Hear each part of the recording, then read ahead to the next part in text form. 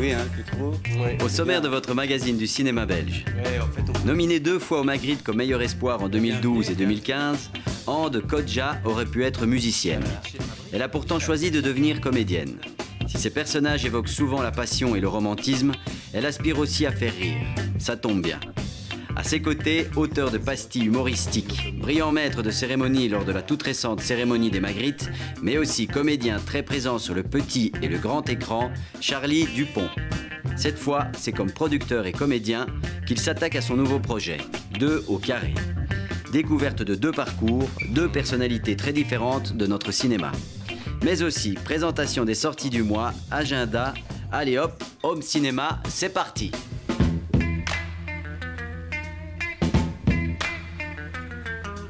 Bon, bah bienvenue, bienvenue. Ça me fait plaisir de vous recevoir chez Fabrice parce que, évidemment, on est chez Fabrice. C'est moi qui vais le remplacer pour 6 émissions, en tout cas. Donc voilà, alors, forcément, Charlie, ma première question. Les Magritte. écoute, tu sais ce que c'est, on fait son petit possible. Ben justement, justement. Ouais, oui, on s'est bien, on s'est amusé. Donc je crois Bon, j'ai trouvé ça très réussi en tout cas. J'ai adoré vous regarder. C'est vrai? c'est gentil. Ouais. Enfin, te regarder. Oui, on va pas commencer à vous voyer. C'est vrai, t'as aimé Ah non, l'émission? mais c'est d'être un exercice super difficile de tenir de bout à bout comme ça. Moi, j'avais pas vu quand toi tu le présentais parce que j'étais pas là. Mais C'était comme moi, mais en mieux. On adore les Français ici. J'adore les Français. Les acteurs français, rien à faire, il y a un truc. On essaye d'en mettre de plus en plus dans le cinéma. Hein. Non, et chez l'acteur français, il y a ce second degré, quoi. Cette bonhomie, ce truc que nous, on n'a pas, quoi. Mais donc, alors, comment tu te sens? Libéré d'un truc, surtout que c'était vraiment le point final d'un long tunnel de théâtre et cinéma en même temps, tout ça, qui a commencé en juillet. Donc j'avais vraiment le 7 février pour moi c'était vraiment la ligne d'arrivée d'un truc encore plus long que les Magritte eux-mêmes. Et rien que les Magritte, j'avoue que j'avais un petit peu sous-estimé le boulot. j'ai adoré la présentation. Comment il s'appelle de Steve Jobs. Oui, Ça, c'était Steve pas Zopp. mal. Bonjour, je suis Steve Zopp. Je viens vous présenter qu'est-ce que vous attendez tous.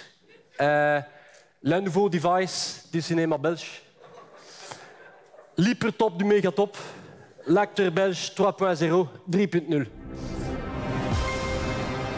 Bébé, tu peux rigoler, tu peux quand même rester assis parce que qu'est-ce que je vais te raconter, tu vas quand même tomber sur ton cul.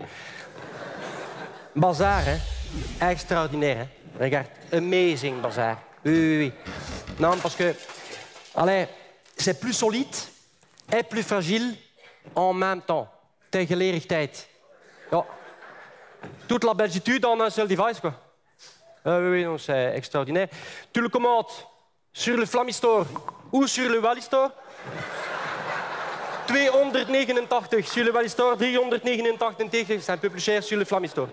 C'est une capacité de switcher d'un personnage à l'autre, c'est limite effrayant. C'était assez drôle. Parce que toi, tu avais déjà été assisté à la cérémonie parce que tu as été nominé. Donc cette année, tu étais nominé Voilà, comme meilleur espoir. voilà, Et tu avais déjà été nominé une autre fois. voilà. Et c'était pour c'était en quelle année? C'était en 2012 pour Marik.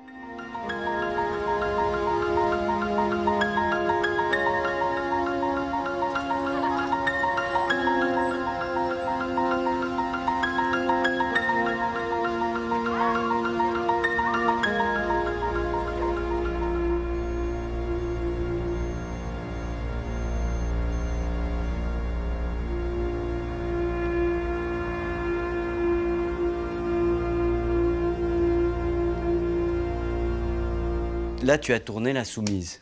Voilà. Raconte-nous un peu. L'Insoumise, c'est un film qui parle de la révolte. C'est l'histoire de cette jeune fille qui commence la révolution au Maroc, parce qu'en fait, il y en a une aussi qui a été très courte et très vite maîtrisée, mais il y a eu un début de révolution aussi. Et ça se passe plutôt mal pour elle. Il y a son cousin qui lui dit, parce que sa famille commence à être menacée, alors il faut qu'elle quitte le pays pour un peu apaiser les tensions. Et donc, elle arrive dans cette ferme où on ramasse des pommes, voilà, les saisonnières. Et là, son cousin lui dit, voilà, tu déconnes pas de révolution là-bas. Évidemment, on est sous-payé, maltraité. Et elle commence évidemment sa petite révolution dans cette ferme. Et nous, on est d'abord là, on regarde ça d'un œil un peu bizarre parce qu'on ne veut pas perdre notre boulot et tout ça. Et finalement, on se laisse porter derrière cette jeune fille qui a un caractère plutôt plutôt exemplaire. Et voilà, il y a une mini-révolution qui commence dans cette ferme. Voilà, je ne vais pas tout raconter non plus. C'est trop bon. Ande, raconte-moi ton expérience avec Daniel Thompson. Ouais, elle était Ça s'est bien passé? Ça s'est très bien passé. Et j'étais... c'était un petit rôle, c'est un tout petit rôle. Et en même temps, j'étais très excitée. Donc des gens qui s'embrassent, hein, excuse-moi, je dois dire. Voilà, des gens qui s'embrassent, c'est le nom du film. J'étais super contente à l'idée de la rencontrer, parce que je suis une fan de Louis de Funès. Voilà, donc j'ai vu... Parce que c'est la fille de Gérard Houry. Voilà. Et donc j'étais très fière de la rencontrer et de rencontrer cette famille-là, et de rencontrer aussi Monica Bellucci, Cadmerade, dans cet endroit insensé qui est Saint-Tropez.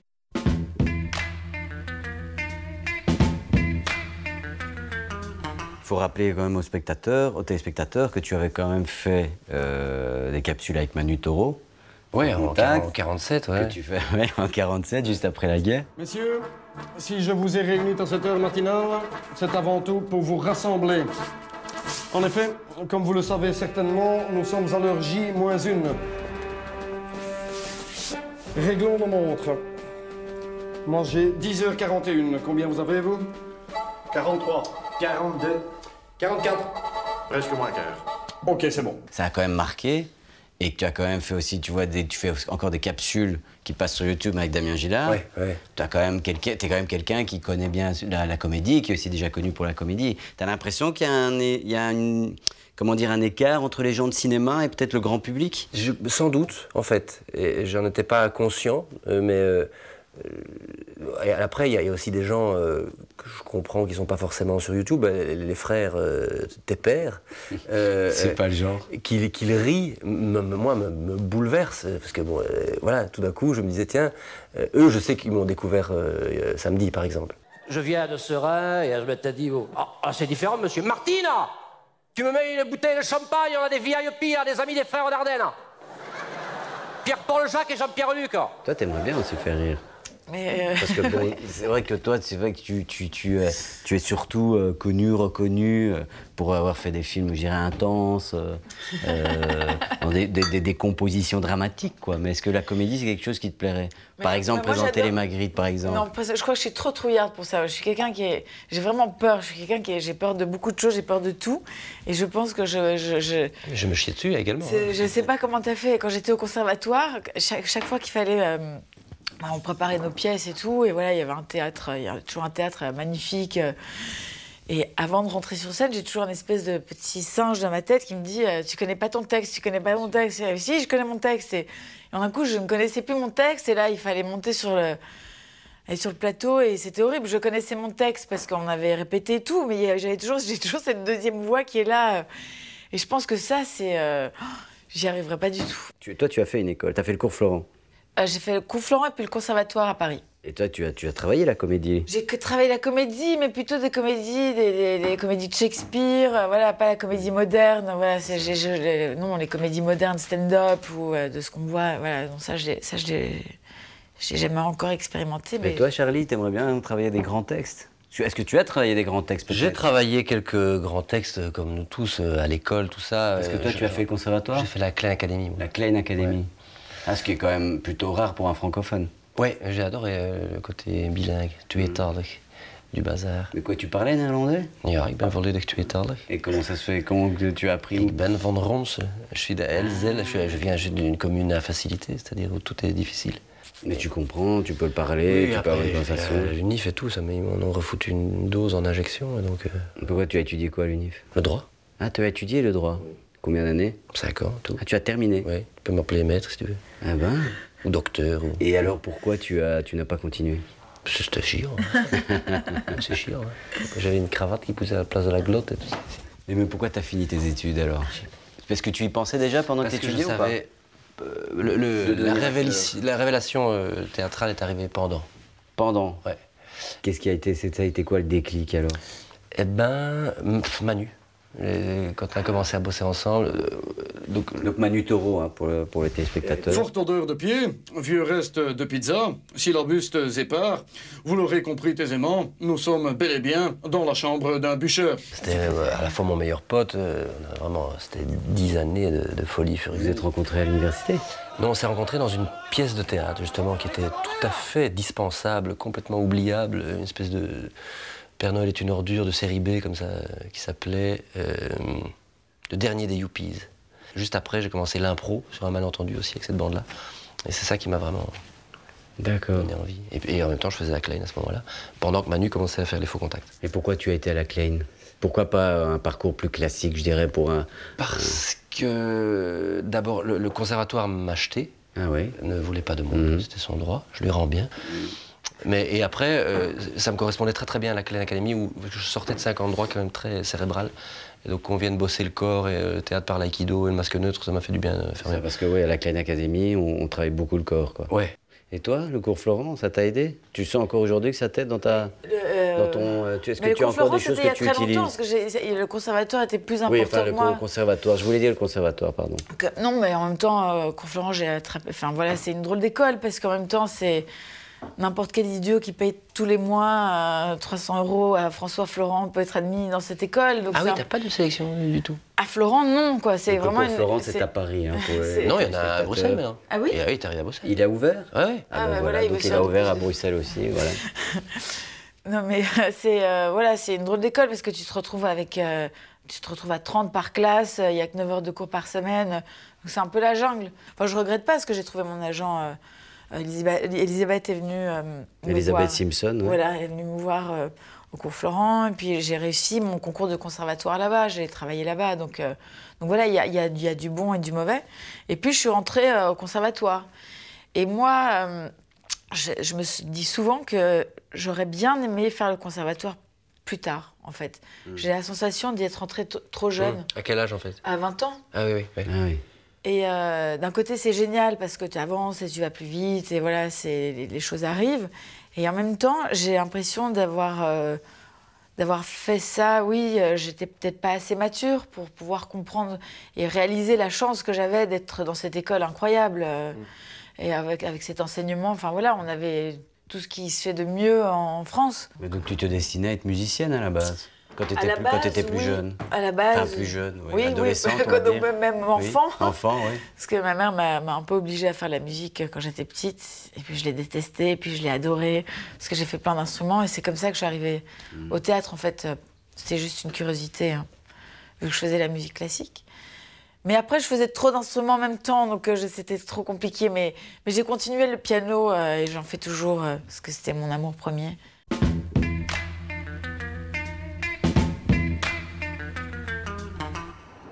Tu es en train de produire ton propre film avec Tania Garbarski. Oui. Mais est-ce que vous l'avez écrit? On l'a fomenté, donc c'est une idée originale de ma personne, avec une envie forte de faire une comédie romantique qui nous réunirait, Tania et moi. Elle avait failli se monter, donc c'est Fanny Desmarais qui l'a écrite. Elle avait failli se monter plusieurs fois. Il y a un an, il y a un réal qui est venu me trouver en me disant « Charlie, tu te souviens, c'est Philippe Lajoux, on avait tourné dans une série ensemble 6 ans plus tôt. Il faudra absolument qu'on fasse un film. » Bah oui, ça tombe bien parce que j'en ai un. J'ai une équipe, là, j'ai un petit peu d'argent, j'ai Universal, il faut qu'on fasse un film à l'arrache. Très bien, t'as pas quelque chose? Si, justement. Et c'est une histoire de dingue. En fait, ce film, je crois, je touche encore du bois parce que l'avant-première mondiale a lieu le 26 février à Mons. Il a été sélectionné au Festival du film d'amour de Mons. Mais il n'a pas encore de distributeur, donc on va essayer d'en chercher tout ça, que la Belgique m'entende, si quelqu'un distribue des films dans la région. Bref, ce film s'est fait avec tellement peu de moyens, il était tellement fragile que je crois que c'est je crois, une espèce de karma à un moment donné. Tu vois, c'est le boomerang positif de tous les films que je suis sûr qui allaient se faire et qui ne se sont pas faits. Celui-là, il n'avait aucune chance de se faire et pourtant, il est là. Ce qu'on raconte, c'est l'histoire d'un couple de ploucs, en gros, qui va rencontrer un couple de people, qui va les reconnaître à la gare et malheureusement, ils vont pourrir leur week-end. Sauf que le boulet n'est pas forcément où on croit qu'il est. Tout le monde reste. Ah oui, là. Toi, tu fais une série, ce qui est encore différent, qui s'appelle Hard. Ouais. pour Canal+, que tu fais, c'est la 3e saison. Tu as Oui, fait 3 saisons. Je pourrais refuser un film cinéma pour faire ça, par exemple. Vraiment. Et il joue un personnage que c'est Corrado, comme ça, que c'est un acteur espagnol, que c'est un acteur porno, que c'est un bite énorme, que c'est très gentil, très chrétien, famille, tout ça. Et j'adore ce personnage, et je sais ce que je lui dois en plus, parce qu'on a commencé il y a presque 10 ans. Donc. Alors la cliente, elle est éditrice. Et ce qu'elle souhaite, c'est rencontrer un jeune homme de lettres qui écrit sur son époque. Si. Ça c'est moi, ça. Elle a surtout insisté pour que l'auteur pratique l'autofiction. Vous savez ce que c'est que l'autofiction? Si. L'autofiction, c'est le cinéma des voitures, c'est le cascade, le Steve McQueen. Oui, alors voilà, non, c'est la vie du romancier lui-même. Vous venez vous exposer votre roman et vous lui expliquez, je ne sais pas moi, votre enfance. Vous avez vécu où, Corrado? À Madrid. Très bien. Ben, vous lui raconterez ce que votre maman vous faisait à manger, par exemple. C'est pas la maman qui fait à manger à la maison, que c'est l'abuela, que c'est la grand-maman. Parce que la maman, elle est partie à Cadiz. Parce qu'il y a beaucoup de poissons là-bas. Ah. Et le tio Paquito, qui c'est le tonton, il coupait les chorizo avec la scie. Très bien. Tio Paquito. J'aurais pu à un moment donné quitter Paris définitivement, tellement à cause de cette odeur d'urine et ces gens désagréables. Et cette série-là m'a fait dire qu'il pouvait quand même y avoir des familles de bons déconneurs. Et ce qui est intéressant en fait chez toi, c'est alors c'est une particularité évidemment avec la Belgique, c'est qu'on a un peu, quand moi je compare, tu vois, moi je suis italien, donc moi j'ai voulu faire ce métier pour avoir vu beaucoup de films italiens quand j'étais petit, où dans ces films italiens en fait on n'avait pas peur d'utiliser les accents. Les acteurs n'avaient pas peur de jouer avec des accents napolitains, romains, etc. Toi, tu as aussi une liberté. Alors peut-être que c'est lié à ton parcours. En fait, tu n'as jamais de difficulté ou de peur à jouer avec des accents. Quand je pense à Il était une fois, ça s'est senti aussi des Magritte, Il était une fois, tu utilises un accent. Là, Art, tu utilises un accent. C'est quelque chose qui te rend à l'aise, qui te plaît Mais en fait, je crois que c'est une faiblesse. C'est-à-dire que mes personnages me viennent souvent de la manière dont ils parlent. Donc avant de construire le corps, et pourtant j'ai d'une école du corps et tout ça, mais c'est souvent une manière de parler, pas forcément un accent, mais la manière de parler dont vient tout le reste. Et donc c'est par facilité, c'est d'abord l'accent quelque part qui me vient. Et je viens en fait... c'est peut-être ça aussi, c'est que ne pas en avoir d'accent, pour moi, c'est déjà travailler quelque part. Parce que je viens de Tournai, la région de Tournai, comme ça, je parle comme ça. Et quand j'arrive à Bruxelles, on me dit « t'as un accent de Tournai ». Tu vois, tu t'adaptes par osmose, comme ça. Et donc, j'ai l'impression que que le métier d'acteur, chez moi, vient par là, quoi. Mais enfin, Willy, au Westin Paris-Vendôme, ils vont pas prendre un porte-parole qui s'appelle Willy Vanderbroek et qui a une pointe d'accent belge. Mais quel accent? J'ai pas d'accent. Oh non, peut-être. Mais je n'ai aucun accent, vieux. Laisse-moi te dire que quand tu t'énerves, ça remonte et pas qu'un peu. Hein. Mais Serge, Le racisme anti-belge, c'est has-been. aujourd'hui, le Belge, il est partout. Je suis partout, moi. On met au cinéma, Paul Force, Van Damme. En littérature, Amélie Nothomb, Philippe Geluck. Même dans la mode, Chris Van Hache, chez Dior. Aujourd'hui, le Belge, c'est chic. Le Belge, c'est chic. Et alors toi, à l'inverse de elle, toi, tu aimerais bien faire de la comédie, toi, peut-être, tu aimerais bien faire des drames. On a qu'à échanger. Quelque chose que tu n'as pas fait. Tant que tu m'envoies pendant 6 mois, tu m'envoies tous tes rôles, je t'envoie les miens. Vous pourriez, voilà, échangez-vous les... Mais c'est curieux parce qu'au cinéma, j'ai commencé par un drame. Hein. C'est gloire à lui, c'est Francis Giraud, mon parrain de cinéma, qui m'avait repéré dans un truc complètement loufoque, mais qui m'a fait jouer un flic torturé, amoureux d'un transsexuel. Enfin. Et comment tu te sentais à l'aise? Oui, grâce à Richard Boringer qui m'a pris sous son aile. C'est très important, surtout pour le dépucelage, d'avoir des gens bienveillants, quoi. C'est lui qui m'a fait découvrir le plaisir du drame. Bonjour, Rosanne. Mon père m'a beaucoup parlé de vous, en oubliant qu'il m'emmenait vous voir jouer dans Le Prince de Hambourg il y a 10 ans au théâtre de Saint-Denis. Oui. Alors, Le Prince de Hambourg. Enchanté, mademoiselle. Et en parlant de gens connus, il parlait de Boringer. Toi, évidemment, tu as tourné avec Rupert Everett dans Rosen. Oui. Est-ce que tu as été impressionné? Non. Non, c'était juste génial de se dire que voilà, tu vas travailler avec un un mec comme lui, voilà. Dans Rosen d'Yvan Lemoine, hein, je précise pour les téléspectateurs. Voilà. Non, j'étais, enfin voilà, impressionnée, non, mais voilà, plutôt hyper contente et hyper excitée à l'idée de me dire que voilà, j'allais jouer à côté d'un mec qui a fait autant de choses et qui a autant de talent. Et en fait, c'est vrai, c'est quelqu'un de très drôle.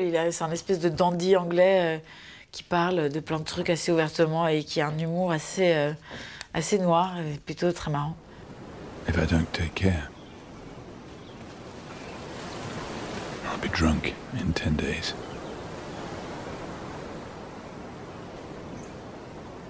Why resist? I like this water. Est-ce que vous avez des envies pour terminer, des envies pour le futur? Est-ce qu'il y a quelque chose, des réalisateurs avec lesquels vous voudriez tourner, des choses que vous voudriez faire, que vous n'avez pas faites encore aujourd'hui? Moi, j'aimerais faire un film sur la musique, vraiment.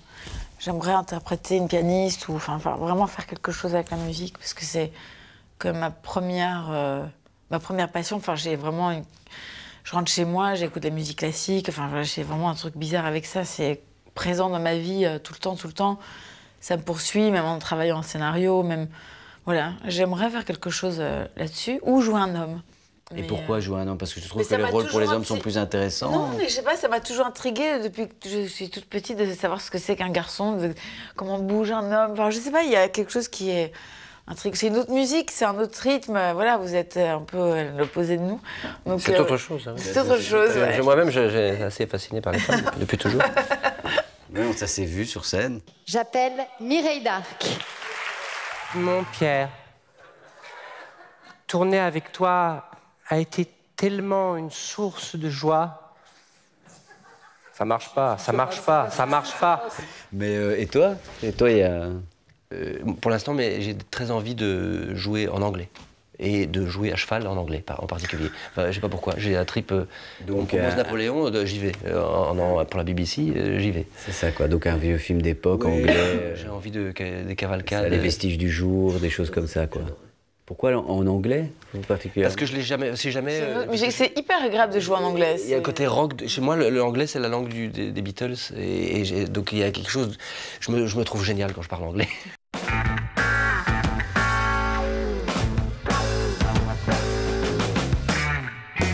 Un journaliste et un juge que tout oppose mènent parallèlement un même combat contre la corruption.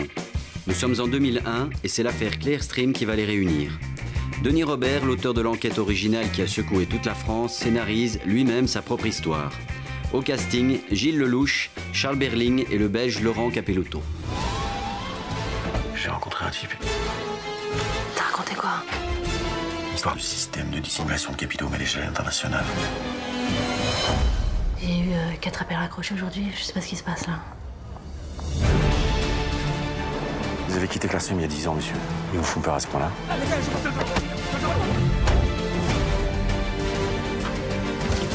Je viens de lire Le Figaro. Qu'est-ce que c'est que cette histoire de corbeau, là? Vous voulez vous attaquer à trop gros. T'as fait tout ça pour rien, mon amour.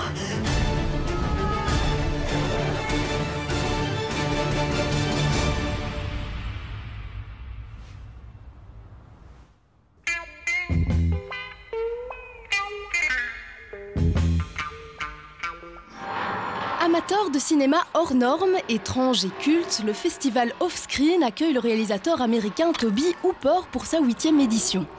Tobe Hooper, c'est bien sûr Massacre à la tronçonneuse, réalisé en 1974, à revivre sur grand écran dans sa version restaurée. De plus, vous pourrez découvrir une bonne partie du reste de sa filmographie au Cinéma Nova, aux Beaux-Arts et à la Cinémathèque.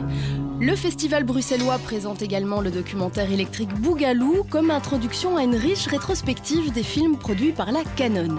L'occasion de retrouver tous les gros bras du film d'action des années 80. Tout cela à découvrir du 4 au 22 mars, programme disponible sur www.offscreen.be. Et pour conclure, alors je voudrais rappeler qu'il y a le Festival international du film d'amour de Mons qui vient de commencer. Alors le 25, il y aura Tous les chats sont gris de Savina Delicourt avec Anne Coussens et Bouli Lanners. L'équipe sera présente. Mais surtout, alors là, je vous conseille d'aller le voir, le 26.